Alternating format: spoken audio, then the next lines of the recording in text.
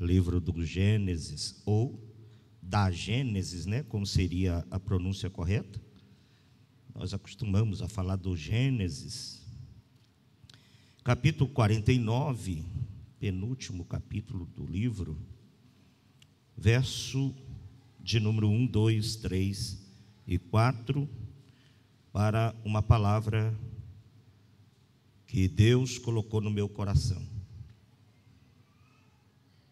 Livro da criação, Gênesis, capítulo 49, verso 1 ao verso de número 4. Os irmãos encontraram? Todos. Diz assim a palavra do Senhor.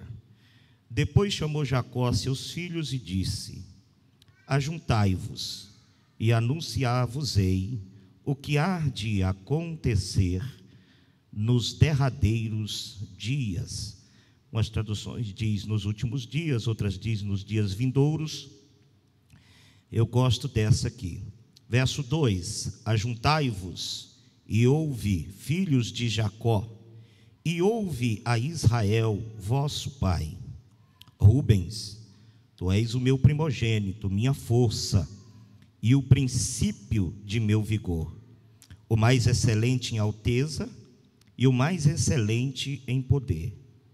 Inconstante como a água, não serás mais excelente, porque subistes ao leito de teu pai, então o contaminastes, subistes à minha cama. Diz amém. Deus abençoe. Texto esquisito para se ler num culto de jovens, né? Mas vamos lá. Eu estou grato a Deus e feliz por ter aqui conosco hoje meu companheiro, pastor Vicente. Eu já danei com ele aqui em cima, aqui, né? Falei, você está onde, meu filho? Ele disse, pastor, ainda estou. Rapaz, com essa amizade que nós temos, você ainda está, né? E eu estou muito feliz, a esposa, a família, o Marcos, né? É Marcos, né? Aí, ó, baterista de primeira. Tem lugar para você aqui, viu, Marcos? Tá bom? Tem lugar para a família inteira, ainda sobra espaço. Vocês estão em casa, estão junto com os seus amigos. A igreja aqui ama vocês. Quantos amam essa família? Digam amém. E eu estou orando em favor do Vicente, de toda a família, em nome de Jesus. São muito bem-vindos mesmo aqui nesse lugar. Queridos irmãos, quando Jacó pressentiu que já estava chegando a sua morte, ele então convoca os seus 12 filhos para fazer aquilo que todo patriarca fazia quando estava perto de morrer: profetizar tanto a bênção patriarcal sobre seus filhos e também, né, entregar uma profecia para cada um deles. E todo filho naquela época, ele tinha essa ansiedade, esse desejo de receber a bênção do pai antes que ele morresse. E os pais, prevendo às vezes que podiam morrer de uma forma muito repentina, alguns deles antecipavam a sua morte, como foi no caso de Isaac, que chamou Esaú para receber a bênção da primogenitura e a profecia, né, quase 30 anos antes de morrer. Ainda demorou muito tempo para poder morrer, mas já estava cego, cansado, doente, e então pensou que estava perto da morte. Então todo filho tinha esse anseio, tinha esse desejo, porque a bênção patriarcal e a profecia que o pai profetizava sobre a vida do filho, aquilo regia completamente todo o futuro daquele filho. Era importante e era respeitado tudo aquilo que o pai falava a respeito. Você vai ver que não se tratava apenas de uma simples bênção, de um simples conselho. Era algo que era escatológico. No capítulo de número 1, Jacó diz: ajuntai-vos, ó filhos de Jacó, e anunciar-vos-ei as coisas que hão de acontecer nos últimos dias. Então aqui tem uma pronúncia, um teor profético. Então os filhos tinham essa ansiedade, e eles estavam ansiosos. E Jacó então chega ao momento e chama os seus 10 filhos. E eles vêm na sua ordem. Primeiro vem Rubens, que é o primogênito de Jacó.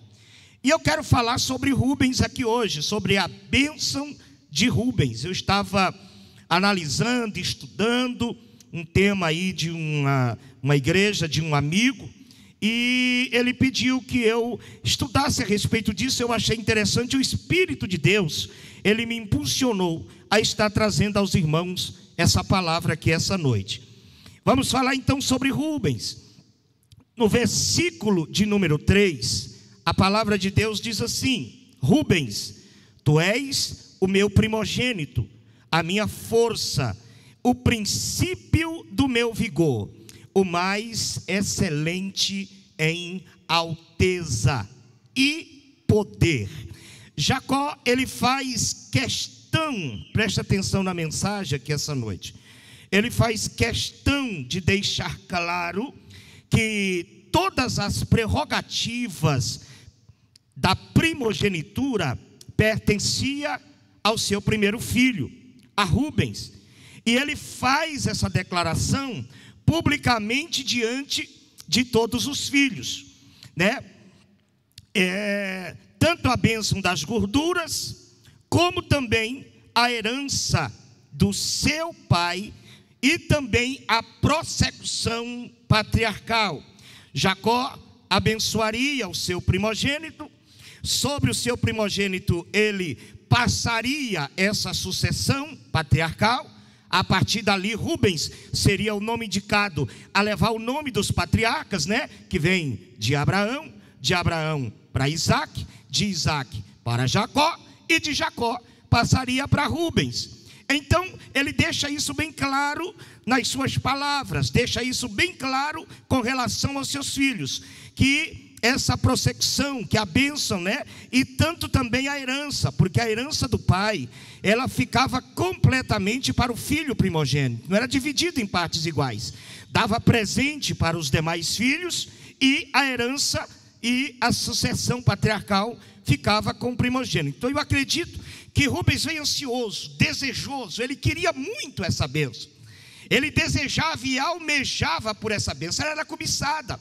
Você vai ver que Jacó e Esaú guerreou até mesmo no início dentro do ventre da mãe, por causa dessa questão da primogenitura.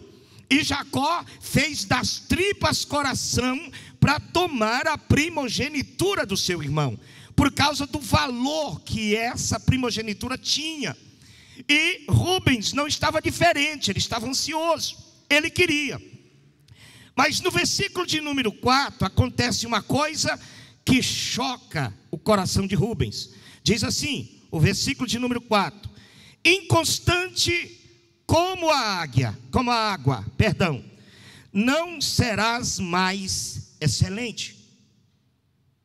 Naquele momento, Rubens escuta de seu pai, na presença de seus irmãos, que ele estava sendo rebaixado da primogenitura, que ele não herdaria a sucessão patriarcal, que a excelência que pertencia ao seu direito estava sendo tirado publicamente naquele momento.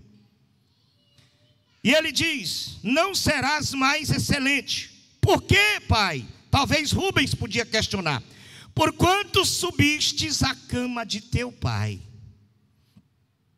porquanto subistes ao leito de teu pai, então o contaminastes. E aqui nós temos um ponto e vírgula e uma expressão muito pessoal de Jacó. Eu estava analisando isso aqui, pastor Vicente, frase por frase. Lá no capítulo de número 35 do livro do Gênesis, em especial capítulo 22, Jacó está no campo, trabalhando. Seu primogênito, Rubens, está em casa, não foi para o campo trabalhar. E então Jacó, ele tinha uma esposa chamada Bila, que era serviçal de uma das suas esposas, filhas de Labão, mas era sua esposa. A Bíblia chama de concubina. E então Rubens gostou da menina, esposa de seu pai. E ele então vai lá e deita no leito do seu pai com a esposa de seu pai. Ele comete um incesto. E a Bíblia ela diz no versículo de número 22, que quando Jacó chega do campo, fica sabendo do que Rubens havia feito. E o interessante, irmãos, é que Jacó se cala. Jacó não diz nada. Não chama Rubens na responsabilidade. Não disciplina Rubens. Rubens também comete o ato e não se arrepende. Não se humilha. Não pede perdão para o pai. Pensa que porque é primogênito tinha esse direito. Se torna na mesma posição, exercendo autoridade sobre os seus irmãos. E os dias se passam. Porque às vezes acontece em nossas vidas dessa forma.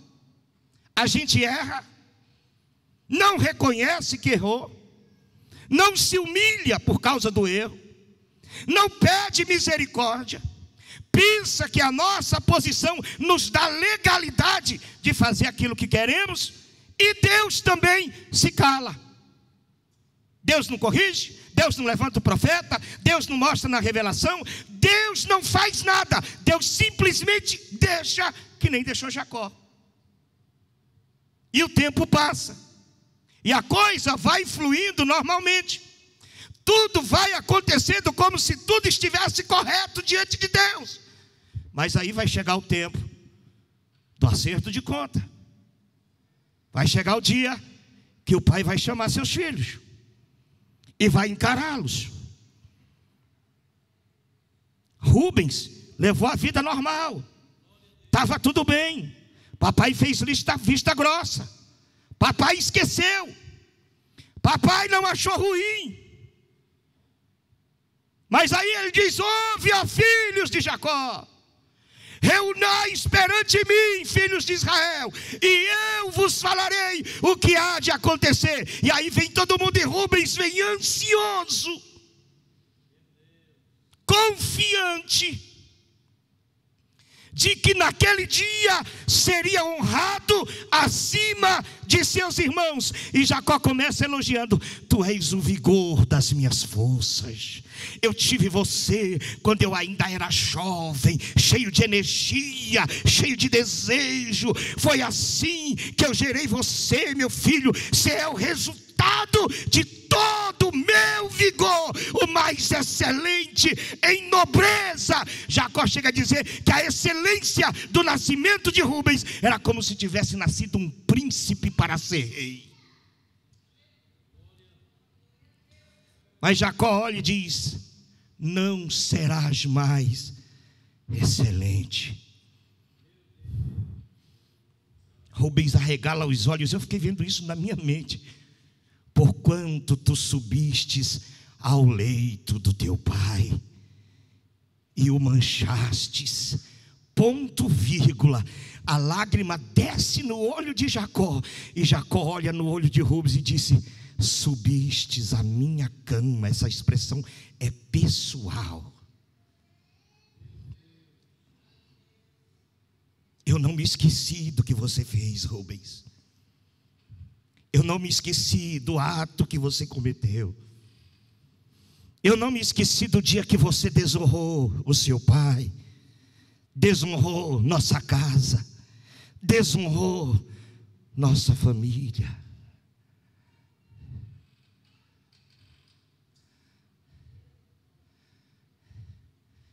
Vai chegar o dia que o Senhor vai pedir conta dos nossos atos. Chegará um momento que Deus nos reunirá para um particular com Ele. Talvez aquele momento não era conveniente. Talvez geraria um tipo de desajuste na família se Jacó agisse naquela hora. Então Jacó deixou para fazer na hora certa. Há um tempo certo de Deus para todas as coisas. senão vai ser mais excelente. Subiste ao leito de teu pai, manchastes a minha honra, a minha casa. E o pecado de Rubem foi gravíssimo, irmãos. O incesto com a esposa de seu pai, o mesmo pecado que estava havendo a igreja de Corinto, do qual Paulo disse: tira para fora esse iníquo dentre vocês. Mas fica tranquilo, eu estou falando uma palavra para te dizer que o tema da minha mensagem aqui essa noite é: o restaurador chegou. Levante a mão e diga: o restaurador chegou. Aquele dia, Rubem sai humilhado dentre os seus irmãos, porque ele vê o direito da primogenitura passar para um dos irmãos mais jovens, que é José. A partir de então, as consequências do erro de Rubens começam a se evidenciar, porque todos os nossos atos geram uma consequência, quer seja bons, quer seja ruins. Cedo ou tarde, os resultados deles começam a chegar. Eu estou dizendo para pessoas que erram, que falham, que pecam, mas não correm para o restaurador.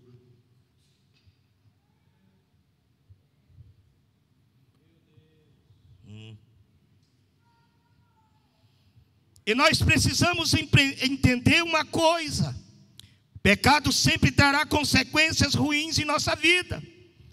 E a gente sabe que Deus perdoa, sim ou não? Deus perdoa, sim ou não? Mas as consequências vêm. Davi pecou, um pecado de adultério. Mandou matar o marido da mulher, que era valente do exército e amigo de Davi. E Davi, achando que era rei, estava isento do juízo de Deus. E Deus então manda um profeta para lhe repreender. Quando Davi reconhece, cai em si de tudo que ele cometeu, a Bíblia diz que Davi caiu por terra e se humilhou. E o Senhor disse: Davi, teu pecado foi transpassado. Eu te perdoo, Davi. Se arrependeu, será perdoado. Mas Deus disse: a espada nunca sairá da tua casa, porque as consequências vêm. Porque no pecado de Davi houve um homem honesto e bom que morreu. Houve uma mulher que perdeu o seu lar. Houve um pai, que era o pai de Betseba, que ficou envergonhado. E você vai ver ele se unir lá com Absalão, para se levantar como Davi, porque a mágoa ficou no coração. O pecado sempre trará consequências terríveis. Cedo ou tarde, você vai começar a ver o resultado dele. E observa uma coisa: eu estava analisando, estudando. A partir de então, a tribo de Rubens, o primogênito de Israel, ele declina. E em Israel nunca se levantou um juiz. Não tem. Da tribo de Rubens. Se levantou o juiz, parece que de Manassés. Se levantou juiz, irmãos, de tudo quanto é tribo se levantou juiz para julgar Israel. Mas da tribo de Rubens não se levantou juiz nenhum. O pecado de Rubens e a sua negligência com seu erro começou a trazer consequências dentro da sua casa, da sua tribo e da sua família. Na tribo de Rubens não existe registro de pelo menos um profeta profetizando na Bíblia. Não se levantou, pastor Vicente, um príncipe Não se levantou um governante. Ninguém se destaca na tribo de Rubens, a não ser 2 homens, que um dia se reuniram. E esses 3 homens, o nome de um é Coré, o nome de outro é Datã, e o nome de outro é Abirão. Coré é descendente de Levi. Agora, Datã e Abirão é da tribo de Rubens. E ele se levanta contra Moisés e contra Arão. E se levanta no argumento de que Moisés e Arão estavam fazendo uma panelinha em família no ministério.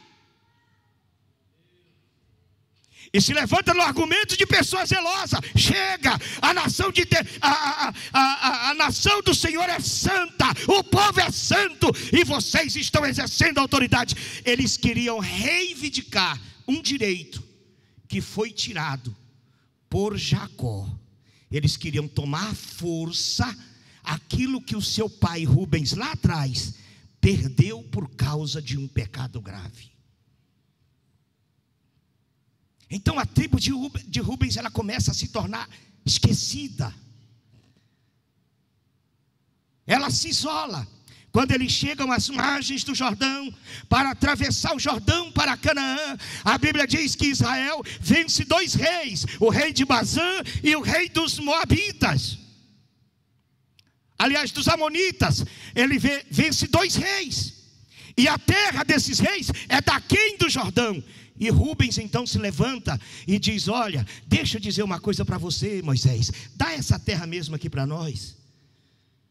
Deixa a gente ficar do lado de cá do Jordão. Vocês não vão passar o Jordão. Não, olha, nós temos muita criança, aqui tem muita. A gente faz aqui umas cidades, fortifica, levanta muro. Deixa as nossas famílias aqui. E os homens pegam em arma e passam e ajudam a conquistar a terra. E depois nós voltaremos. Observa, Israel inteiro atravessa o Jordão e vão para a terra de Canaã. Rubens e mais um, e a metade da tribo de Manassés fica de cá do Jordão no deserto. E com o passar do tempo, a tribo de Rubens desaparece. E por que toda essa consequência, gente? Por causa de uma frase que Jacó disse: és inconstante como água. Tu não tens domínio próprio. Tu não tens autocontrole de ti mesmo. Tu não consegue controlar teus impulsos e os teus desejos. A falta de autocontrole de Rubens fez ele cometer um crime grave na casa do próprio pai. Porque é oscilante, não tem firmeza, não tem propósito definido. Fato é que todos somos tentados. Quem aqui nunca foi tentado, irmão? Quem aqui já não sofreu uma investida? Mas o Espírito de Deus está conosco. Mas Deus nos dá força para dizer não na hora de cometermos os delitos. Mas nós olhamos e lembramos que temos uma aliança, um propósito e um compromisso. Rubens esqueceu que ele tinha algo sobre os seus ombros que lhe custaria caro: o direito da primogenitura. Deixa, como pastor dessa igreja, sacerdote desse lugar, te dar um conselho de Deus. Pesa sobre os teus ombros um legado muito importante. Pesa sobre os teus ombros o sobrenome de um grande homem e de uma grande mulher de Deus.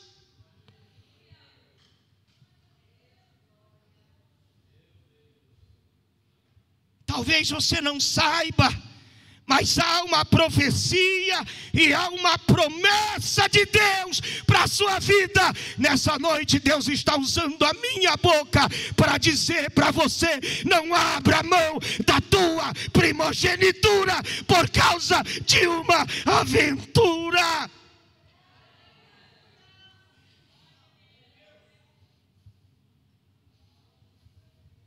Uriacai, Xaramanda, Calabacheia. Chegará a hora que o Pai vai te chamar para um particular. Chegará a hora que Ele vai querer te honrar na frente de todo mundo.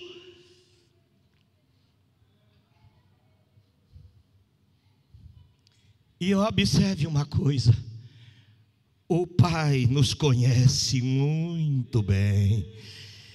Oramandará Shaika Revealamando Calabashuia.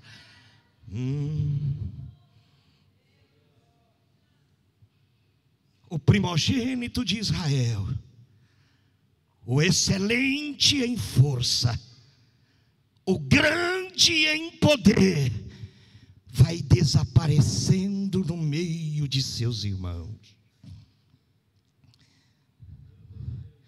No ano 722, depois de uma quebra de aliança com o rei da Síria, o rei da Síria sitia Samaria e vem destruindo o reino do norte a partir das terras de Og e Bazã. E a primeira tribo a ser atingida é a tribo de Rubens. Mata os varões, queima as crianças, estupra as mulheres. O restinho que sobra leva para longe do seu país e traz uma leva de gente contaminada para poder misturar a nação de Israel. A tribo de Rubens, de Azé, de Dan, de Naftali, de Zebulon se misturam e passam a ser conhecidos como os samaritanos.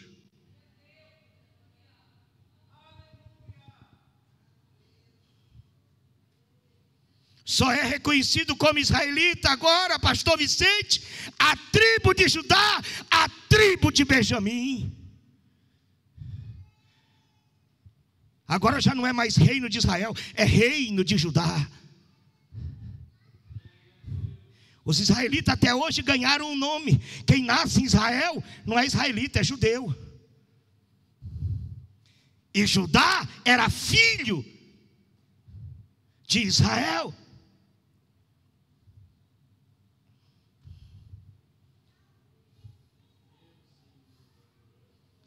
O primogênito sumiu. Portador da promessa se apagou. O responsável pela sucessão patriarcal desapareceu. E quando chegava alguém da tribo de Rubens, entre os israelitas, não eram reconhecidos como irmãos. Está na Bíblia, está na história. Não se cumprimentava um samaritano, não se comia na mesa com um samaritano.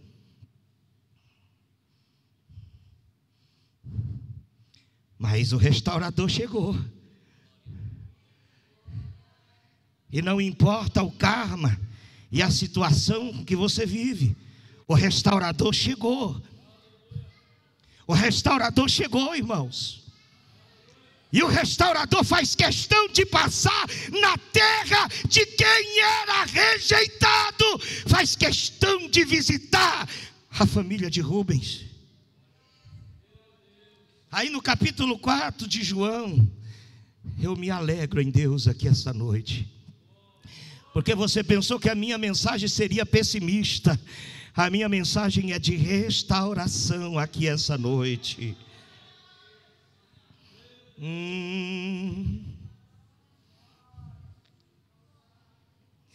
E a Bíblia diz lá em João capítulo 4, que Jesus precisava ir para a Judéia.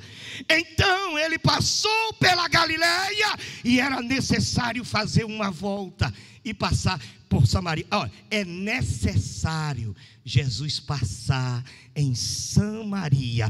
Todo judeu evitava aquele caminho, todo judeu desviava, mas Jesus diz que é necessário passar em Samaria. E ele vai para onde? Ele chega à tarde, e a Bíblia diz que ele chega cansado do caminho, porque ele faz uma volta tremenda para passar em Samaria. E onde é que Jesus vai? Jesus vai para um poço, que a Bíblia chama de Poço de Jacó. E ele senta na beirada do poço. A gente não sabe ao certo, muita gente afirma que sim, que aquela mulher era uma descendente de Rubens. Ninguém sabe, as tribos se perderam, não sabiam da sua linhagem, mas uma representante de Rubens, eu afirmo, chegou naquele poço naquela tarde para buscar água. E ela vê um judeu sentado em volta do poço de Jacó, porque o que restou para a tribo de Rubens foi um poço de Jacó e um restinho de água. E o interessante é que a falha de Rubens era justamente caracterizada como a água inconstante, a água que não fica quieta, a água que se movimenta o tempo todo. Aí Jesus chega numa água que não se movimenta. No poço de Jacó a água não se movimenta. A mulher chega assim ressabiada, estranha, olha, vê aquele homem sentado estranho, e Jesus olha para ela com voz serena e diz: mulher, dá-me de beber.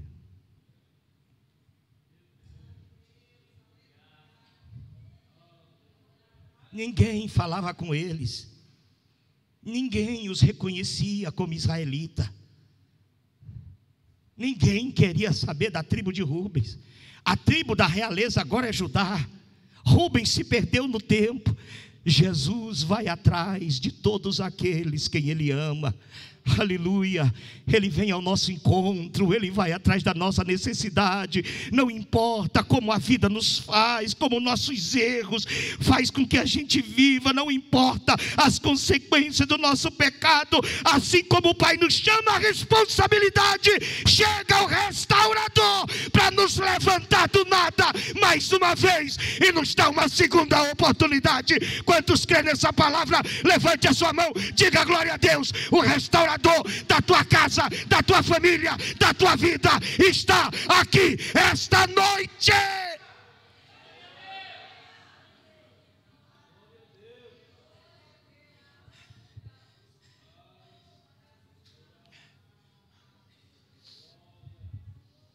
Como o Senhor, sendo judeu, pede água para mim, que sou mulher samaritana? O Senhor não conhece a nossa história, o Senhor não sabe que a gente é inimigo religioso.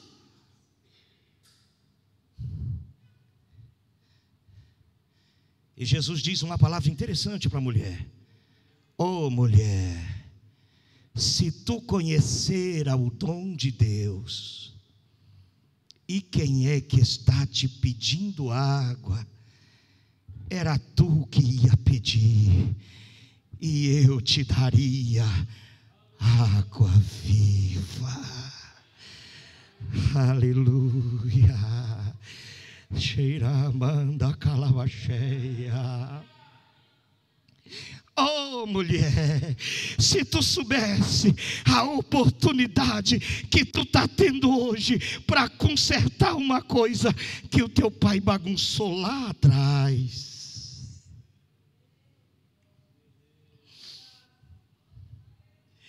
Mas o Senhor não tem balde, o Senhor não tem corda.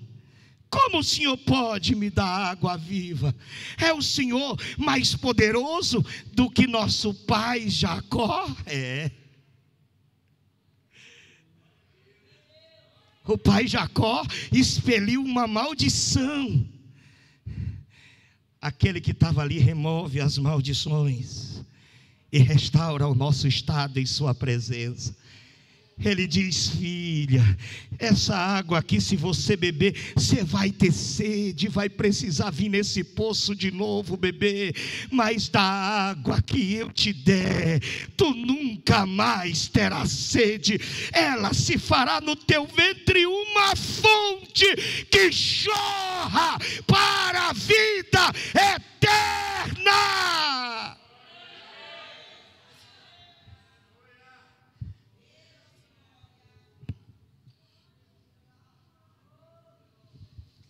Israel estava desfacelado, dividido, acabado, destruído. Jesus veio para reuni-los novamente. E ele vai lá na tribo de Rubens. E agora observa. A característica do pecado do pai estava na característica do pecado da filha. Senhor, então me dá dessa água. Jesus disse: vai lá e busca o teu marido. Ela disse: Senhor, eu não tenho marido. Ela vai fazer vista grossa num pecado que ela está vivendo. E Jesus disse: disseste bem, porque tiveste 5, e esse que está contigo agora não é teu. Rubens se deitou com uma mulher que não era dele. A filha agora estava deitando com um homem que não era marido dela. Senhor, eu vejo que és profeta. Irmãos, a Bíblia diz que aquela mulher deixa o cântaro na fonte, sai doida correndo pelas ruas de Samaria. Eu queria entender que ela saiu gritando assim: o restaurador chegou, o restaurador chegou. Ele contou minha vida todinha, ele sabe todas as coisas, gente. O restaurador chegou, o restaurador chegou, o restaurador chegou.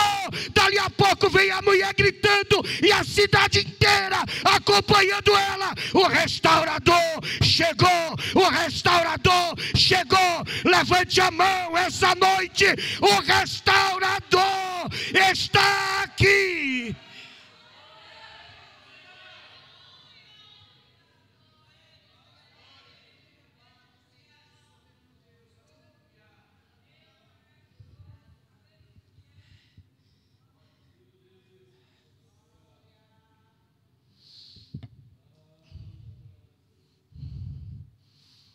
Hum.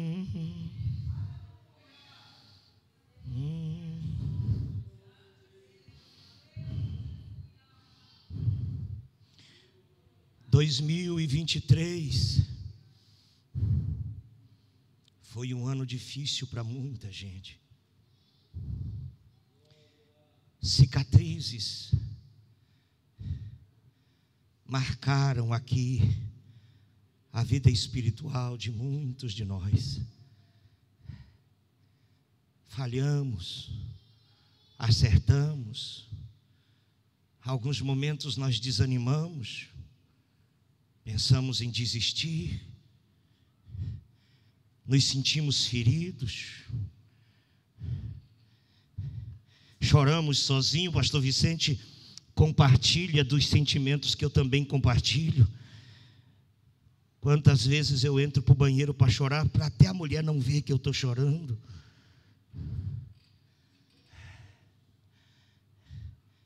E aí você entra no limite da força, achando que a qualquer momento você tomba, a qualquer momento você cai. Aí de repente, do nada, num dia aleatório, o restaurador senta do seu lado e diz: cheguei, vou te tirar da terra do esquecimento, vou te tirar do momento da provação, vou te tirar dessa lamúria de enfermidade. Chama lá a tua casa, chama lá a tua família, vem aqui, o restaurador chegou.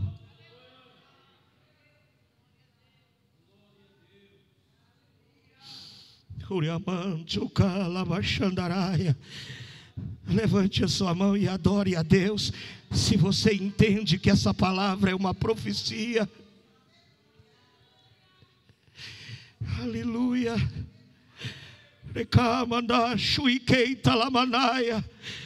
Jesus está dizendo para aquela mulher, para os habitantes de Samaria, para as 10 tribos, para a tribo de Rubens: acabou a maldição, o efeito do pecado passa agora. O restaurador chegou na tua vida e Ele vai te lavar com sangue, vai restaurar a tua alma, vai alegrar o teu espírito, vai fortalecer a tua força.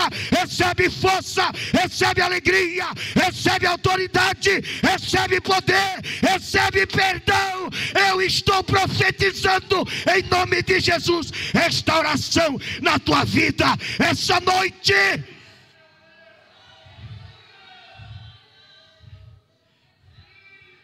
A promessa foi travada, mas ela não foi invalidada.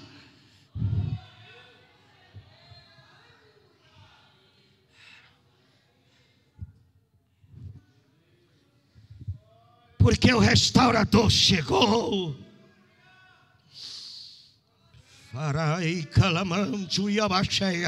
Sinta Deus te restaurando aqui nesse culto essa noite e dizendo: ainda tem história para você construir, eu ainda vou te levar longe.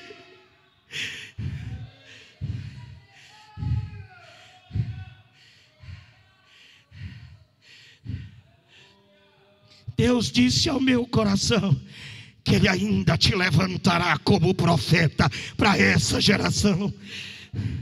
Ele ainda abençoará as tuas finanças e tu serás grande na terra para a glória do seu nome. Teu nome não será esquecido. O restaurador chegou.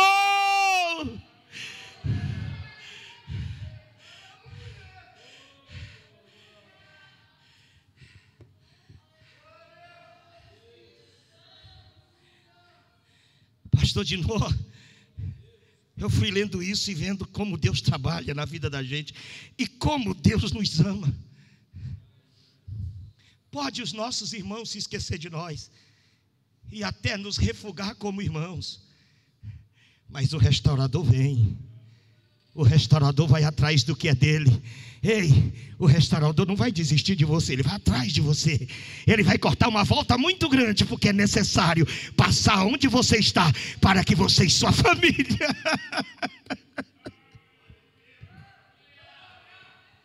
sejam alcançados.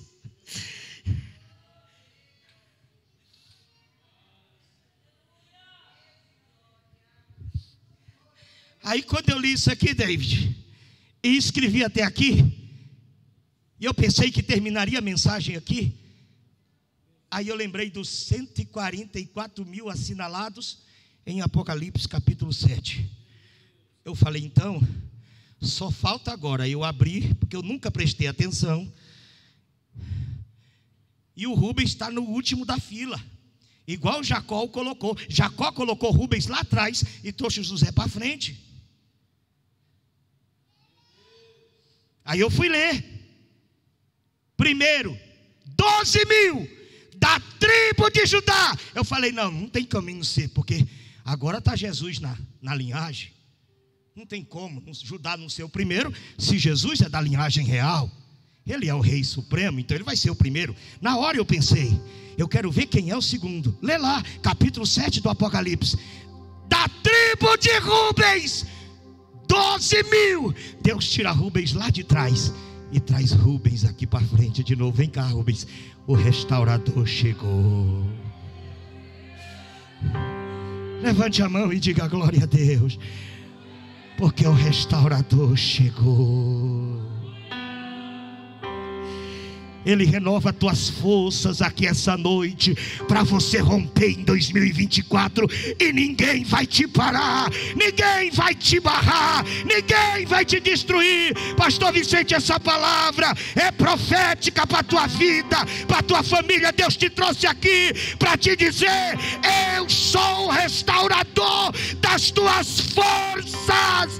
Eu te conheço, eu te levanto, eu te uso. Tu és amado meu, diz o Senhor Todo-Poderoso. Levante a mão e diga glória, e exalte e glorifique a Deus.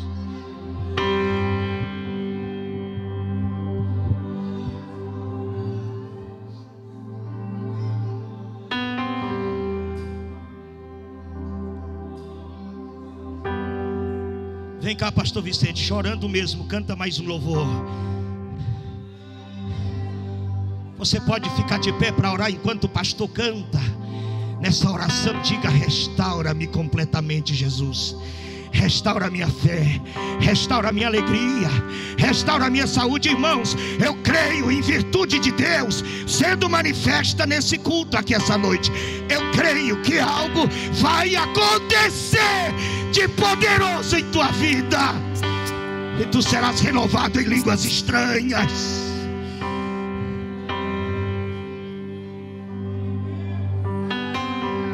Aleluia. Aleluia. Aleluia. Aleluia. Aleluia.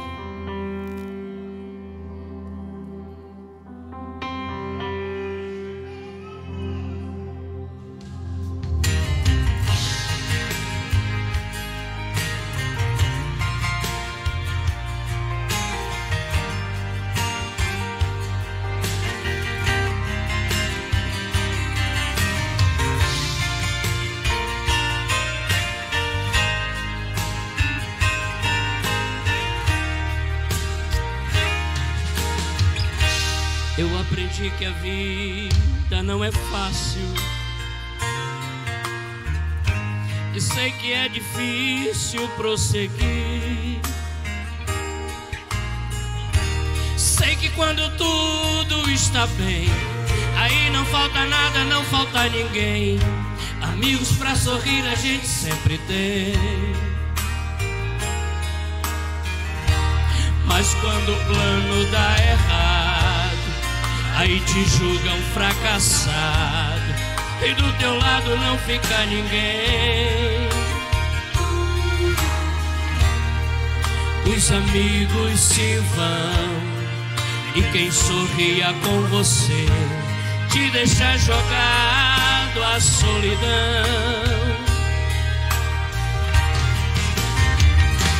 É assim. Neste mundo de aparência só se vale o que se tem. Quem tem muito vale muito, e quem não tem não é ninguém. Nem por isso eu vou deixar me abater. Mas na lei de Deus, quem se exalta é humilhado, e quem se humilha é exaltado. Com amigo ou sem amigo eu sempre vou lutar, na certeza que está comigo, grande Deus, Jeová. Eu vencerei, vou lutar, vou insistir, eu sei que vencerei. Deus está comigo, meu fiel amigo, eu sei que vencerei. Qualquer dia esta muralha vai cair. Eu vencerei. A prova vai passar, a porta vai se abrir, então eu passarei. E como recompensa de todas as lágrimas que chorei, o troféu da vitória eu receberei.